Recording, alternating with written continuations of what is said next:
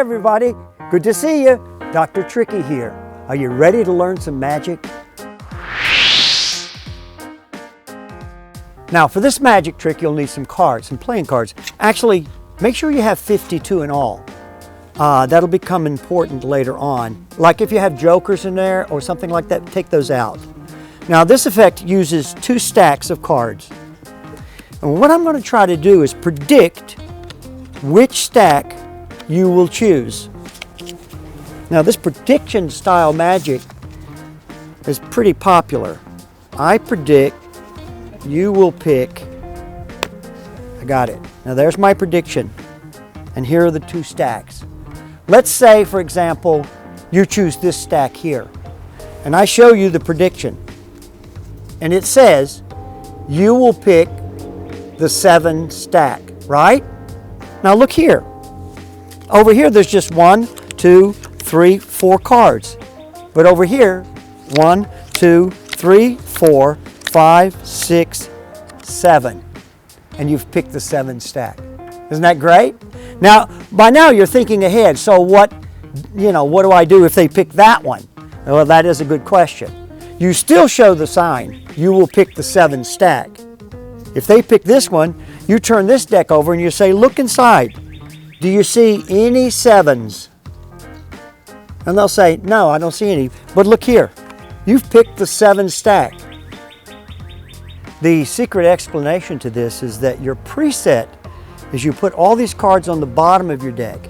So you have 7 cards first, 1, 2, 3, 4, 5, 6, 7. And then you have the 4 7s, and they sit on the bottom. And they're there when you take the pack out. So when you're doing this, you say you're going to do a prediction. You're looking at the cards. You're putting down 1 pack. And you're putting down these here. And now you're ready to write down your prediction. So they got the 2 packs set up like that. You know there's 7 cards here. You know all the 7s are here. And the rest is self-explanatory. Good luck and good magic.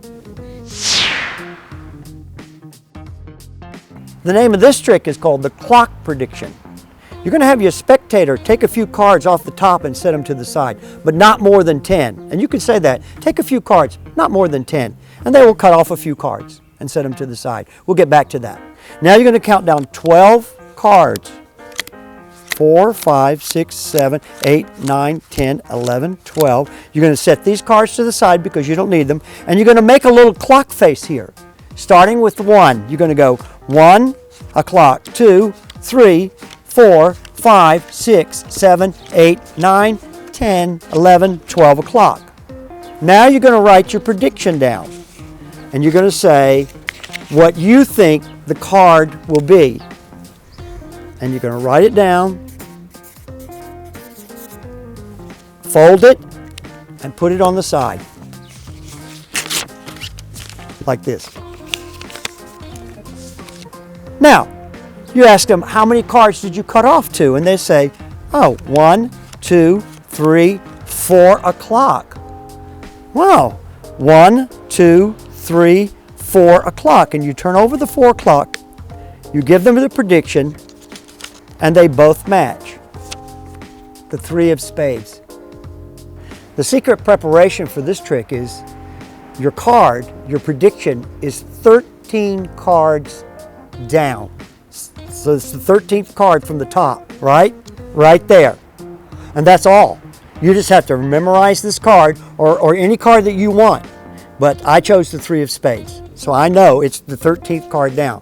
Now the person does take a few cards, not more than 10, and you are building a clock, and you do have to count these cards down. 1, 2, 3, 4, 5, 6, 7, 8, 9, 10, 11, 12. You count down 12 cards, and you do build a clock, and you have to start at 1 because that's important.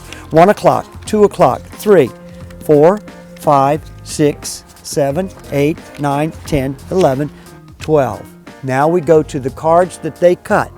We use that as a number. 1, 2, 3, 4, 5, 6 o'clock.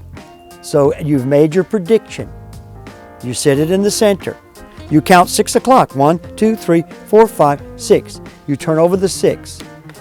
And there's the 3 of spades. You open up the piece of paper and it says 3 of spades.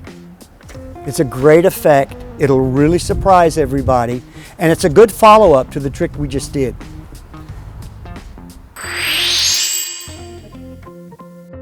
The name of this next trick is called the peeking queen. Now you give the cards to your spectator and you have them mix them up, thoroughly mix them up. Shuffle, shuffle, shuffle. And you look through the deck and you say, name your favorite queen. And you're just looking through for the queen. And let's say they say the Queen of Hearts. You make 3 little packs.